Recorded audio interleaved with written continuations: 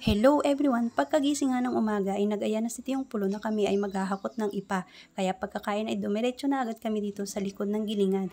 Binungkal-bungkal na nga niya ang gilid nito at yun ang una naming hahakutin. Ako ang taga-silid at siya naman ang taga-kapit ng sako. Bali, mga 8 sako ang aming lalagyan ng ipa para hakutin doon sa medyo mataas na bundok. Ito nga palang paghahakot ng ipa ay gawain na namin noong maliliit pa kami, mga elementary pa lamang kami, dahil hindi pwedeng matambak ang mga ipa diyan sa likod ng gilingan.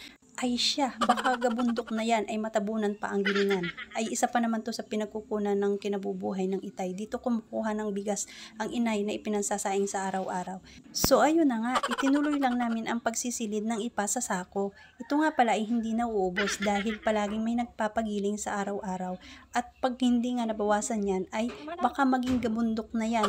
Kaya binabawasan niya ni Tio Pulo sa araw-araw kapag nasa mood siya. At kapag wala naman ay di 4 na beses lang sa isang linggo.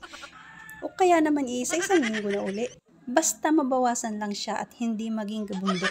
Ang paghakot naman ni Tio Pulo ay sa umaga lang o kaya sa hapon dahil mainit nga. Tingnan nyo naman kung gaano kataas yan. So ayun na nga, magsisimula na kami maghakot ng Tiyong Pulo. Ang gamit niya ay stroller, 2 ang laman at ako naman ay binitbit ko lamang. Yan na may magaan lang at yan ay balat lang ng bias.